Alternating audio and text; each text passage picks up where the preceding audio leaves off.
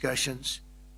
Very knowledgeable people. Major focus of our conversations at the summit was the need for other NATO members to take up the burden of the defense of Europe, and that included the financial burden. As you know, it was 2%, and we got it up to 5%. And they said, a couple of them came up to me, one in particular said, "Sir, we've been trying to get it up to 3% for 20 years, and we haven't been able, and you got it up to 5%.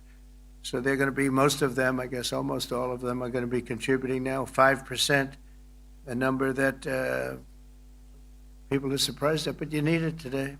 The United States accounts for 2/3 of all NATO defense spending, and since I began pushing for additional commitments in 2017, believe it or not, our allies have increased spending by $700 billion. I said to people, you don't have any money, and a lot of them weren't paying. And so I started the process, and I picked it up as soon as I got back, which is 6 months ago. And following my election last November, almost all have accelerated plans to reach the 2%, 3%, 4%, and then ultimately, very quickly, 5%. And all of this is going to be done very quickly, almost immediately. You probably know this as well as I do. I'm sure they've been talking about it. It's really been a big focus. In a very historic milestone this week, the NATO allies committed to dramatically increase their defense spending to that 5% of GDP, something that no one really thought possible. And they said, "You did it, sir, you did it." Well, I don't know if I did it, but I think I did. This will be known as the Hague Defense Commitment, which is pretty good, pretty appropriate. When the allies reach this number, it will add more than $1 trillion a year. Think of that, $1 trillion per year to our common defense, and this is a monument really to victory, but it's a monumental win for the United States because we were carrying much more than our fair share. It was quite unfair, actually. But this is a big win for Europe and for actually Western civilization. For years, past administrations failed to get most allies to contribute even the 2%. I remember when I came here, we had 4 countries that were up to 2%, and I remember Poland was there. A couple of them were there, and but most of them were. We had 28 at the time, as you know. It's increased a little bit, and they've agreed now to more than double their budgets in all cases.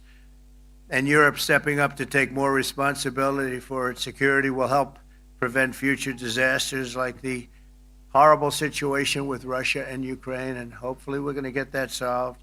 Last week they lost 7,000 soldiers, mostly soldiers, but they're also getting hit in Kiev. They're getting hit in some of the towns also. And that means life. Life is disappearing also in the cities and towns. Should have never happened, would have never happened if I was president. Said it 1,000 times, and it never did happen. It's never even thought about.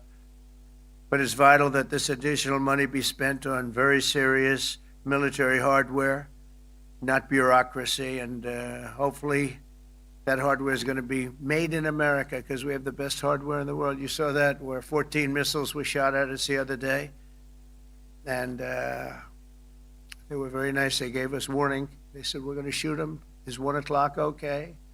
They said, "It's fine." And everybody was emptied off the base. So they couldn't get hurt except for the gunners. They call them the gunners.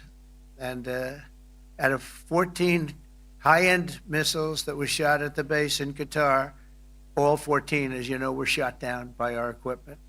Amazing stuff. Amazing that they can do. It's like shooting a bullet with a bullet. It's the same thing if you think about it.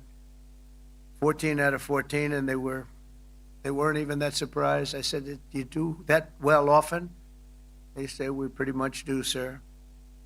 The Ukraine crisis has also highlighted the urgency of rebuilding our defense industrial base, both in the United States and among the allied nations. We cannot afford to be dependent on foreign adversaries for critical minerals. And as you know, we made a deal with Ukraine to take a vast amount of the land they have for minerals. We need it. And once again, I want to thank all of the people in the Netherlands, incredible people. It's a great place. And all of the NATO allies for the tremendous